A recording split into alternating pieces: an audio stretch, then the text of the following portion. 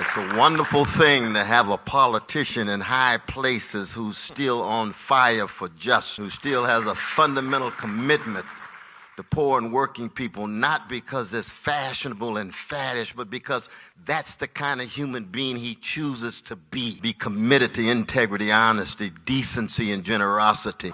So when we talk about poverty, when we talk about wealth, we have to fundamentally believe that poor brothers and sisters of all colors, genders, regional identities, sexual orientations, religion have exactly the same value as the well-to-do.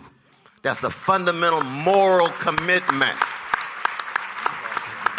And the only way you can account for the level of poverty, 1 out of 2 black and brown children under 6 years old living in poverty in the richest nation in the history of the world, the only way you can account for that is a callousness and indifference, not just in high places, but even lukewarmness among the middle classes who are so preoccupied with their individual situation, they've lost sight of brothers and sisters who are in hoods and barrios, and white brothers and sisters, red brothers and sisters on reservations, and then the decrepit school systems, and then the indecent housing, and then unemployment, and then mass incarceration, and then the various attacks, and then the spiritual warfare.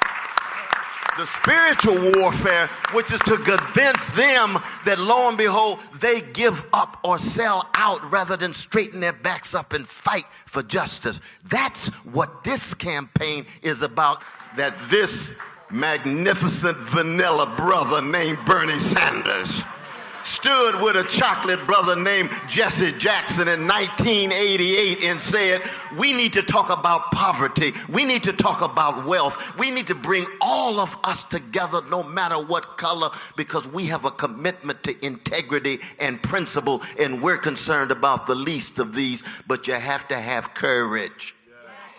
We've been living in an age for 40 years where too many folk are still scared and intimidated. Walking around laughing when it ain't funny and smiling. You got to straighten your backs up.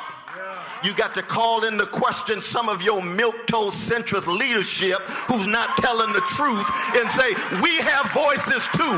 We concerned about something too.